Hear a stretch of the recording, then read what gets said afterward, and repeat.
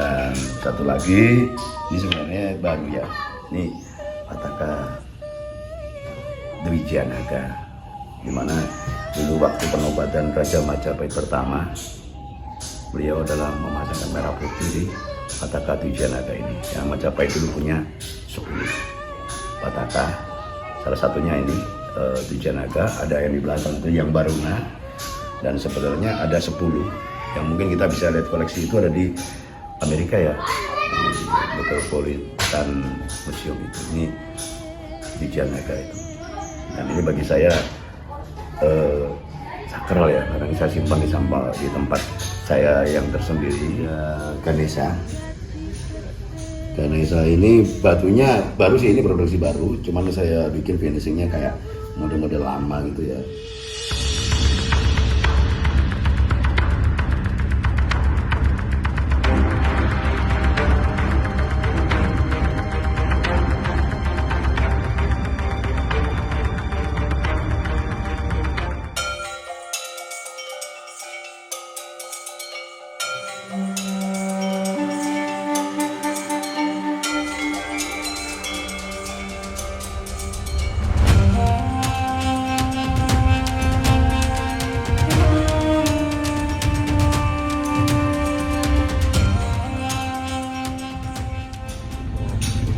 Oke teman, kali ini kita berada di Trowulan dan kita akan bertamu ya ke rumahnya saudara kita yaitu Nanang Muni. Dan rumahnya ini cukup unik teman-teman, cukup unik, seperti halnya museum. Dan kita masuk kali ini kita bersama Kang Eko Pungutan Pring.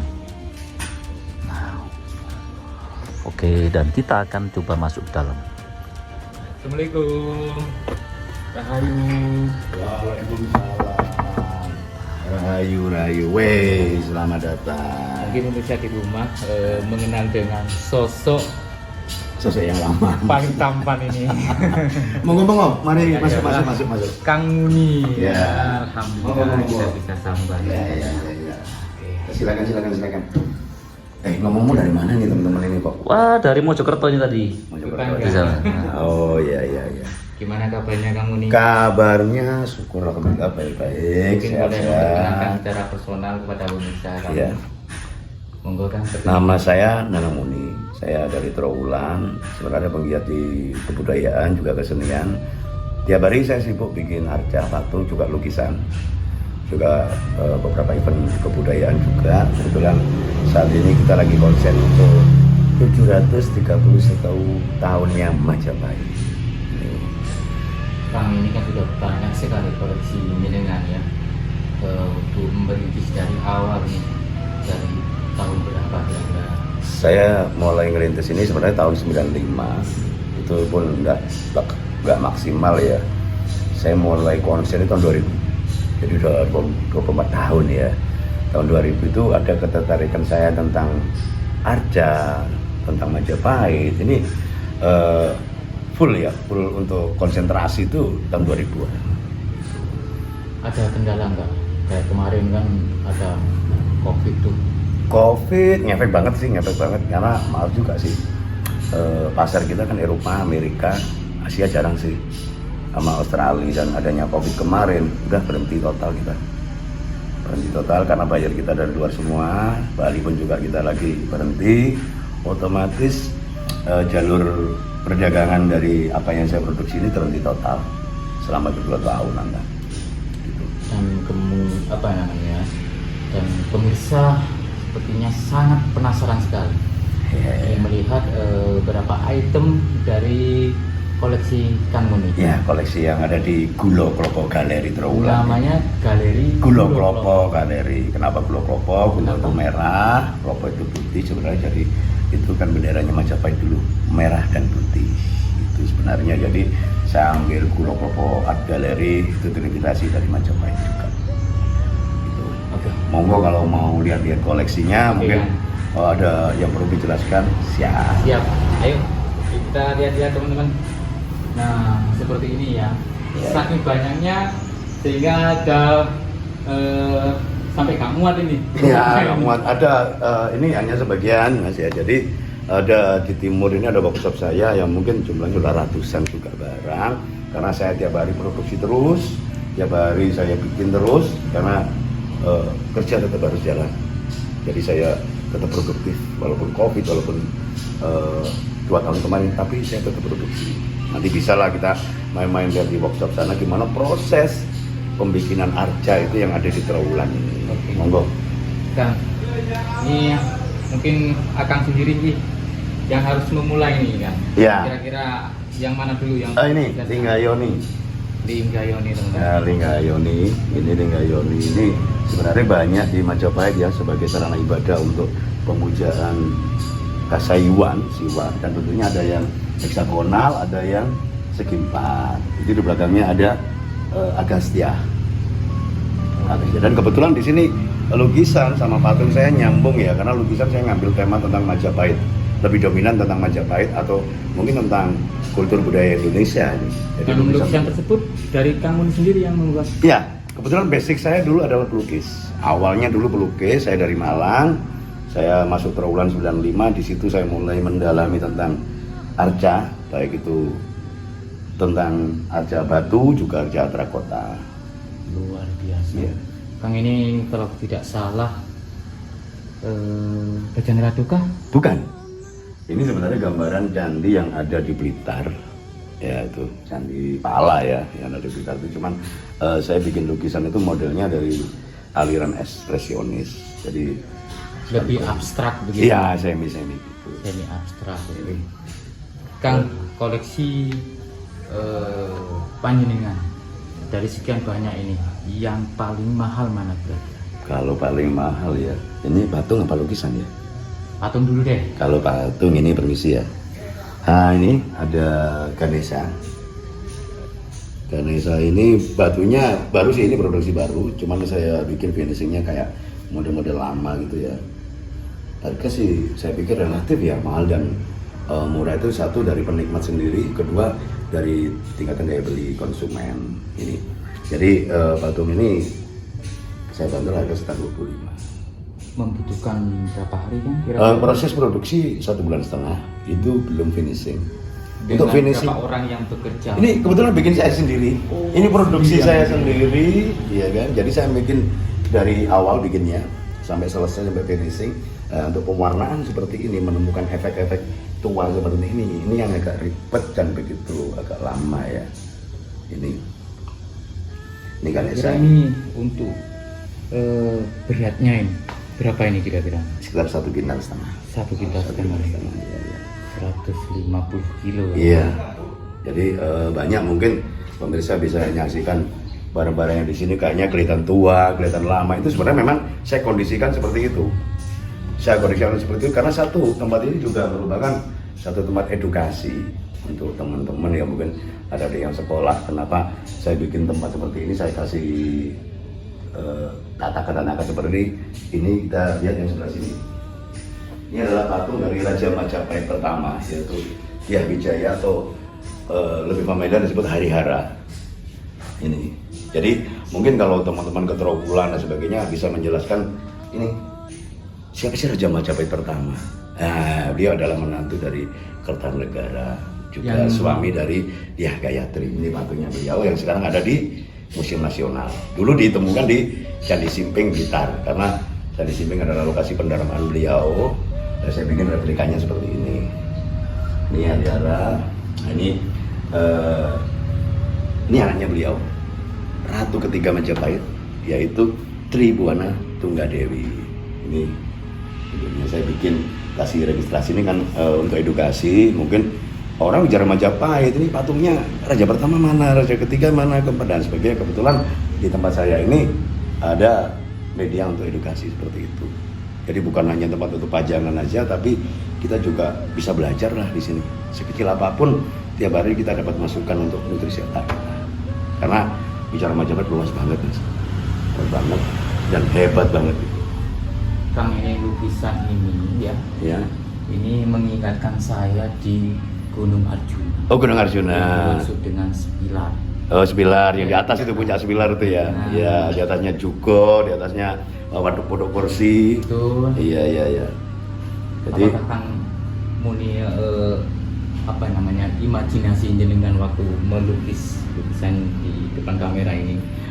Ini sebenarnya gambaran 3 peribadatan ya, candi ya.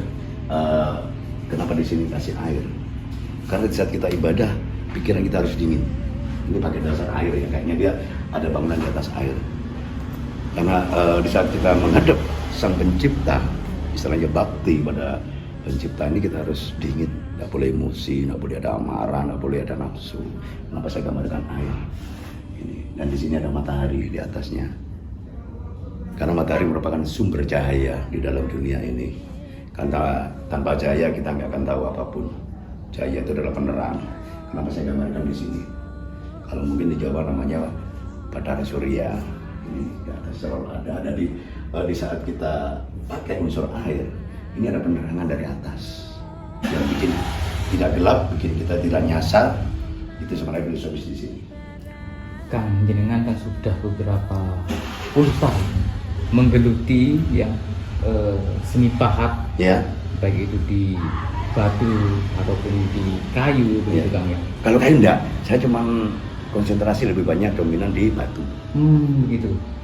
Ada satu pertanyaan dari saya pribadi Kang. Kira-kira apa rahasianya Candi Majapahit dengan material batu andesit yang sedemikian banyak dan berat begitu ya, sampai melekat seperti itu? Kalau kita lihat secara Kalau candi batu ya, candi batu kok bisa melekat seperti ya, itu? candi batu itu ada teknis kunci ya, di antara bongkahan batu namanya batu kilang yang kotak-kotak itu ada teknis pengkuncian seperti yang bangunan di Borobudur, di Kalasan, di Prambanan, Candi Pala, Candi Singosari. Dia teknisnya saling mengikat gini. Beda kalau candi yang dari batu bata merah, dia pakai teknik gosok gini. Itu kalau di bangunan utama Kang Ya. Oke lah, ada teknik kuncian seperti puzzle. Tapi kalau di bangunan pagar yang hanya satu lapis begitu tersusun begitu, apakah juga menggunakan Kontur tanah juga diperhatikan. Gimana tanah itu gerak apa enggak, itu dulu beliau sudah memperhatikan itu. Dan faktor spiritual juga diperhatikan, karena bangunan itu adalah bangunan suci, otomatis beberapa perlengkapan untuk menjadikan syarat tempat itu merupakan bangunan suci ada sendiri. Mungkin kita bisa bahas nanti rame-rame ya selanjutnya. Oke, siap. Iya, Dengan seru segmen juga. Kang Muni seperti ini. Iya, seru. kita Sebenarnya itu terjun logis kok. langsung. Ya, Gitu, kita Kang. bisa. Kenapa bangunan dulu ya? Ini kok kuat banget. Satu Mas, sungguh-sungguh. Itu sebenarnya karya leluhur kita itu nggak ada yang main-main. Sungguh-sungguh mereka untuk pengabdian, untuk bakti. Sehingga alam sendiri itu secara hukum sebab akibat ikut menjaganya. Ini yang terjadi kenapa bangunan-bangunan dulu itu selalu kuat dan sebagainya. Sungguh-sungguh dalam arti tidak dikorupsi juga. Itu. Kalau tadi saya bertanya tentang mana yang mahal, sekarang yang termurah nih. Yang termurah ini. Nah, kita coba lihat ya. Nah, ini ada miniatur rumah Majapahit. Sebenarnya ini dari terakota. Ini ada yang bentuk bulat, kotak, ada yang bulat. Yang bulat ini merupakan gambaran rumah adat saudara kita yang di Indonesia Timur, di Papua. Ini harga sekitar 150.000. Bahan dari terakota atau dari tanah liat. Ini. Jadi macam-macam Mas di sini masalah harga. Oke lah, kita bisa ngomongin damai, bisa kok, santai aja. 1 bulan terakhir ini kan, Ya. terjual paling jauh kemana ini kan? Kalau selama ini pasar kita di Eropa, Amerika. Eropa itu Perancis, Inggris, Belanda, Itali. Jadi mereka itu benar-benar suka sekali dengan Kagum. Mereka kagum dengan peninggalan-peninggalan masa lalu bangsa ini, baik itu Sriwijaya, Singosari, Majapahit, Medang dan lain sebagainya. Ini merupakan satu penghargaan dari mereka kepada leluhur kita, bahwa sebenarnya mereka mengakui kok leluhur kita ini bukan sembarangan orang, dan jelas leluhur kita ini orang-orang hebat. Nah, dari situ saya banyak belajar bahwa kita ini bukan keturunan orang sembarangan. Ayolah kita bangkit menjadi diri sendiri, menjadi bangsa ini sendiri. Karena apa? Tidak semua orang di dunia ini berkesempatan lahir dan hidup di Indonesia atau Nusantara. Jadi ayolah dirawat peradaban ini dengan baik. Bukan tanpa sebab loh kita jadi orang Indonesia. Nah, itu jadi gimana kita merawat tempat tinggal kita, gimana kita merawat apa yang menghidupi kita, dengan bumi pertiwinya apa dihasilkan dari sayur makanannya untuk menghidupi raga kita, airnya, udaranya, sehingga terjadi balance, keseimbangan. dari sekian banyak karya leluhur yang sudah Kang Muni buat ya, artinya mereplika Iya, gitu ya. mengcopy lagi ya. Kesulitan apa nih di teknik seperti apanya yang Kang Muni alami dari kesulitan karya leluhur tersebut? Kalau kesulitan itu sebenarnya berangkat dari apa ya, kesungguhan kita untuk bikin seperti itu. Karena selama ini kita kalau kendala di lapangan ada mas, di dalam batu ada batu. Ada batu lebih keras lagi, di dalam batu andesit itu ada batu granit yang dia tidak bisa dipahat. Kadang-kadang kalau dipahat keluar api. Itu kadang-kadang istilahnya kalau dalam bahasa lokal di Trawulan namanya blendok ya. Itu sebenarnya batu di dalam lava stone.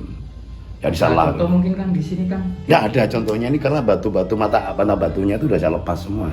Kadang-kadang ada kayak batu permata juga di dalam batu itu. Begitu batu ini gitu utuh, kita pecah, di dalamnya ada batu-batu permata itu ada juga gitu. Iya ya. Kang, tapi ini untuk yang ini Kang, seperti yang Kang Muni ini buat. Ini celengan ya. Perlu diketahui ya Majapahit dulu kan identik dengan celengan. Celeng itu merupakan satu lambang kesuburan dan sampai hari ini kita menamakan tabungan dengan celengan yang dulu notabene bentuknya seperti celeng. Sekarang ayam pun namanya celengan. Sebenarnya celengan itu dari bentuknya itu adalah celeng. Karena celeng pada waktu itu melambangkan satu kesuburan. Jadi ini miniaturnya. Nah, ini cikal bakal dari celengan. Yang dulu di ini ada lubangnya. Itu untuk naruh koin. Koin gobok ya istilahnya kepeng zaman Majapahit dulu. Jadi ini identik dengan kesuburan. Sampai hari ini kita menyebutnya tabungan adalah celengan. Sebenarnya asalnya dari ini, celeng. Karena orang-orang dulu menyimpan uang itu ada di beberapa macam bentuk ya tempat penyimpanan, mulai dari celengan, ada yang bulat, tapi yang lebih familiar di telinga kita adalah celengan. Ini replika kecil ini. Jadi mungkin teman-teman yang bilang celengan dan celengan, nih, memang bentuknya celeng. Tapi babi hutan, tapi itu namanya kan celeng. Nah, itu sebenarnya. Dan ini bentuknya memang pecah seperti ini. itu memang dibuat pecah. Sebenarnya dari insiden. Oh, Insiden dia jatuh pecah, sayang kalau dibuang. Saya tempelin lagi, saya tata seperti ini dan kelihatannya bagus juga sih. Itu ada yang di situ yang agak lebih besar, ada yang di celengan ini. Nah ini. Jadi dulu koinnya itu masuk di sini. Ini ada lubang koin. ini besar ya. Besar. Kalau ini penuh sama Makanya kadang-kadang berapa banyak rupiah? teman-teman di lapangan yang menemukan koin ya, koin kepeng atau gopok itu yang ada di kayak gentong itu, ada yang di dalam. Tapi kalau celengan rata-rata semua pecah, karena udah dipecah. Kalau istilahnya bahasa Jawa itu pentong ya. Ini kayak replika rumah Majapahit, macam-macam memang. Jadi ini menggambarkan beberapa bentuk seperti itu, bermacam bentuk seperti itu. Kang Muni riset dulu kah atau harus ada gambar di samping dari? kebetulan saya tinggal di Trawulan ya, jadi hampir tiap hari puluhan tahun saya bersinggungan langsung, berinteraksi langsung dengan tempat dan benda-benda peninggalan Majapahit. Begitu mudah akses saya ke Museum Trawulan, ke candi-candi itu Trawulan, dan ini mulai berlangsung tahun 95 sampai hari ini. Saya main ke kebun di belakang itu ada linggan yang merupakan dapur pembakaran batu bata merah. Banyak orang nemu-nemu. Ini jadi inspirasi kita. Oh dulu Majapahit seperti ini. Dan saya juga berpikir, dulu Majapahit cuma belasan tahun loh bikin karya hebat bernama Majapahit. Nah kenapa sih kita nggak belajar ulang lagi menata bangsa ini dengan berkaca ke Majapahit atau Sriwijaya yang merupakan senior kita yang sudah terbukti, teruji, berhasil menjadikan Gemari Pahlaw Jinawi. Ada pakem-pakem tertentu enggak? Ada. Karya dari Majapahit? Ada.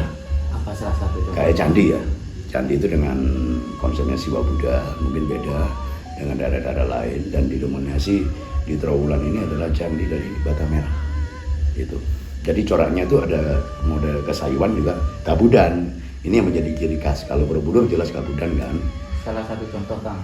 Ini saya coba untuk ambil satu objek ya. Ya. Ini apa tadi? Agastya. Agastya. Boleh nggak seperti Kang Muni sebagai pengrajin gitu? Misal nih ya, bukan maksud untuk menyinggung tertentu. Misal nih kumisnya, kita coba agak di itu sedikit begitu ya. apakah boleh atau harus pakemnya gini Kak? Kalau sih harus pakemnya sih. Nah itu yang saya maksud. Iya, Berarti kalau kita menggambarkan satu tokoh ya harus mirip A. Harus ada pakem tuh. pakemnya Iya, ada gitu. pakemnya itu. Tidak boleh Jadi beliau berubah. ini memang seorang Maharsi ya, Agastya ini, jadi nggak bisa dirubah-rubah. Nanti berubah jadinya beda. Itu karena ini menyangkut karakter seseorang, jadi nggak bisa dirubah. Kata foto A dikasih ini kayak saya mungkin ya, dikasih foto yang mungkin telinganya beda dengan saya, sudah bukan saya lagi. Terkecuali mungkin di apa namanya jenis-jenis terakota mungkin. Nah, kalau terakota memang kebanyakan motifnya beda, lebih banyak didominasi dari masyarakat Majapahit. Itu kayak apa, model-model kecil kayak ini. Ya kan gambaran rakyat macam-macam yang udah ada kepalanya nih. Kayak ini. Kendi susu Ya, itu. ini susu. Ini. Bisa agak sulit kemarin. Kenapa 10 dinamakan tahun. kendi susu kan? Ya permisi ya, ini bukan masalah. Ini kan bentuknya bersusu. Gitu ya. Ini namanya kendi susu. Dan ini kemarin saya dapat replika banyak ya dari daerah Nganjuk itu. Dan sekarang sulit nyari pengrajin seperti ini lagi. Dan sulit juga menemukan di rumah-rumah kan. Iya. Itu kalau kita mohon maaf ya, waktu saya ketik dulu minum langsung dari kendi begitu. Terasa adem kan? Ademnya gitu. Adem banget, dan itu ademnya bukan karena listrik. Iya. Ya beda lah kita karena Karena sudah unsur listrik. tanah itu mendominasi di air itu. Dan ini masuk ke raga kita jadinya tuh sisa. Kota dan sebagainya. Tapi ada satu hal nih Apa masalah? yang menjanggal masih perlu Kok kita bahas. senyumnya senyum simpul gitu, saya juga penasaran ini. Pusaka. Oh, Nah, kira-kira gimana ya? Gak mungkin ya, Kang Nanang Muni gak punya itu gak mungkin. kalau pusaka sih kita apa ya, setiap manusia itu punya pusaka ya, punya pegangan hidup, juga punya warisan dari masa lalu ya. Tapi kalau bentuk pusaka salah satunya mungkin ada yang tombak, ada pengertian pusaka itu kan macam-macam ya. Gitu loh. Tapi Masnya ini nanya tentang pusaka yang bagaimana maksudnya? Yang jelas apa dari koleksi jenengan atau dari jenengan mungkin membuat gitu atau Oh, kalau koleksi sih apa ya dimaksud definisikan koleksi itu saya juga bingung ya. Sebenarnya kalau dari tinggalan leluhur saya ada, Mas. Ada sih, punya sih. Berbentuk Saya- apa kan kira-kira? Ada satu tombak, ada satu keris. Itu Bisa dilihat ya kan? bisa sih, bisa. Monggo. Bisa kayaknya ini lagi terpojok ya, saya nggak bisa mengelak karena teman-teman jauh-jauh ke sini tidak mungkinlah saya nggak kasih tahu. Tapi ini hanya sekedar apa ya, keberadaan saya seperti ini dengan kekurangan saya tentang pusaka ya, saya nggak begitu mengerti. Tapi ini merupakan satu warisan tinggalan dari leluhur saya yang memang sudah diwariskan ke saya dan saya harus menjaga dan merawatnya. Mungkin teman-teman ini penasaran banget ya. Oke lah, saya turuti, monggo. Nah ini Mas, ini jadi saya sebenarnya ada banyak ya. Ini yang tinggalan, ini tinggalan dari leluhur saya waktu di Malang dulu. Dan ini waktu saya kecil, saya belum SD pun sudah tahu benda-benda seperti itu. Dulu banyak sih memang, ada hampir sekitar 70-an waktu dulu tuh. Nah, sekarang masih tinggal di rumah saya di Malang, nggak saya bawa ke sini. Ini yang saya bawa ke Trawulan. Ada satu keris dan ada satu tombak. Tombak ini. Kalau masalah bentuk fisiknya seperti ini.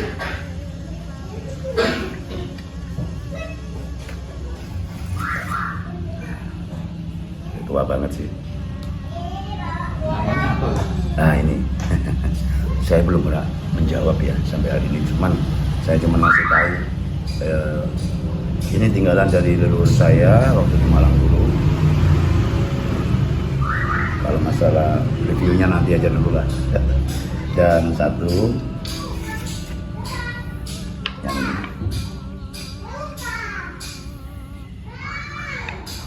Apa namanya ini kan? Tombak. Tapi kalau review nanya nanti aja lah. Jadi ini tombak sebenarnya. Kalau masnya nanya ini tinggalan dari kerajaan mana, pamornya apa, dapurnya apa, nanti aja dulu. Ya kan? Nanti dulu ini. Dan satu lagi, ini sebenarnya baru ya. Ini Pataka Dwi Janaga, dimana dulu waktu penobatan Raja Majapahit pertama beliau adalah memasangkan merah putih di Pataka Twijanaga ini. Yang Majapahit dulu punya 10 Pataka, salah satunya ini Twijanaga, ada yang di belakang itu yang Baruna, dan sebenarnya ada 10 yang mungkin kita bisa lihat koleksi itu ada di Amerika ya, di Metropolitan Museum itu. Ini Twijanaga itu, dan ini bagi saya sakral ya, karena ini saya simpan di tempat saya yang tersendiri khusus sebenarnya, dan ini biasanya saya keluarkan di menjelang HUT Majapahit, karena tiap saya keliling pasti pakai ini, mulai dari pendarmaan Diahwijaya yang ada di Candi Simping, kemudian ke Penataran, kemudian langsung ke Boyolangu, tempat pendarmaan beliau, yaitu Diah Gayatri. Saya selalu ke situ tiap tahun, dan berlanjut ke pendarmaan Hayam Wuruk yang ada di Candi Ngetos. Ini dalam rangkaian HUT Majapahit. Yang sebelumnya saya sudah berkeliling beberapa situs juga petilasan yang ada di Trowulan. Karena apa? Kita mengingat asalnya dulu dari sini, dan perlu diketahui juga ya, saya baru nyadar 2 proklamator besar itu ada di Blitar. 1 proklamator wilayah Tekta atau Majapahit ada di Candi Simping di Desa Kabudamangan. Kedua proklamator Republik Indonesia yaitu Bung Karno. Nah, di Blitar itu ada 2 proklamator besar, Majapahit dan Indonesia. Ini tiap tahun kita kunjungi ke sana karena kita mengingat jasa beliau untuk mendirikan bangsa yang besar ini. Jadi ini selalu kita bawa di sana. Dan dari situ akhirnya timbul inspirasi, gimana sih kalau leluhur kita hebat, kita ada di medan yang sama yaitu Indonesia kan. Ayo kita besar dari perbedaan dengan Bhinneka Tunggal Ika, Tadahana Dharma Makora, itu yang penting. Pataka sendiri itu sebetulnya ada arti tertentu? Ada, banyak sih. Dari 10 itu fungsinya masing-masing. Ada yang Baruna, ada Padma Wiranagari, macam-macam itu ada 10 macam, itu fungsinya beda-beda. Tapi untuk fungsinya itu memang untuk berperang, bukan, untuk pegangan, bukan, atau sikap kalau istilahnya. Istilahnya itu pusaka ya, untuk kehakiman dia pegang ini, untuk yang Baruna itu untuk kelautan ini, macam-macam lah. Nanti bisa kita review bareng-bareng lah, nanti dari 10 Pataka itu. Mungkin kalau hari ini kayaknya terlalu padat ya, mungkin lain waktu monggo lah kita review bareng-bareng lah. Intinya ayo belajar bareng tentang Majapahit itu. Jadi kalau konsepnya belajar bareng seru kan, enak juga sih. Menjelang hari ulang tahunnya Majapahit itu bertepatan dengan tanggal atau bulan? Ada 2 versi mas, ada yang 10 November, ada 12 November ya. Dan Gitu. Kalau saya ngambilnya di 10 Novembernya, dan besok 10 November itu kita adakan ritual bersama di Candi Brahu. Yang acara sebelumnya ini udah banyak rentetan, mulai dari nyadran ya istilahnya ya. Kita keliling ke beberapa situs di Trowulan ini, terus lanjut tadi ke Simping, ke Boyolangu sama ke Ngetos. Sebenarnya rangkaian ini sudah kita bikin mulai tahun 2014 sampai hari ini. Ini selalu ada kok. Itu. Cuman kondisi Covid kemarin agak mundur kita. Itu ada tapi sederhana banget. Dan moga-moga tahun depan lah bisa lebih meriah lagi, lebih bagus lagi, dan bisa kompak lagi untuk meriahkan HUT Majapahit yang tahun depan menginjak ke usia 732. Tahun ini 731. Dan moga dari situlah bangsa kita kembali ke jayaannya, kembali sebagai mercusuar dunia. Oke. Terakhir kan pesannya untuk generasi Gen Z ya. Gen Z, sadarlah kita ini bangsa yang hebat, leluhur kita orang hebat, bukan orang sembarangan, dan Anda terciptakan untuk Indonesia. Jadi sadar diri, temukan jati diri kalian sebagai orang-orang Indonesia yang berpancasila, yang berbhinneka tunggal ika, dan tetap merah putih. Itu yang terpenting. Jadi ayo rame-rame kita berbakti pada bangsa ini, pada negeri ini. Jangan kecil hati, rendah hati harus, tapi nggak boleh kecil hati. Itu kuncinya, bahwa hidup belum selesai, ayo lanjut terus, bikin prestasi sebaik mungkin. Terima kasih. Sama-sama, matur nuwun ya, matur nuwun atas kunjungannya. Jangan kapok. Selalu kan. Sehat-sehat, makasih. Sukses selalu. Siap.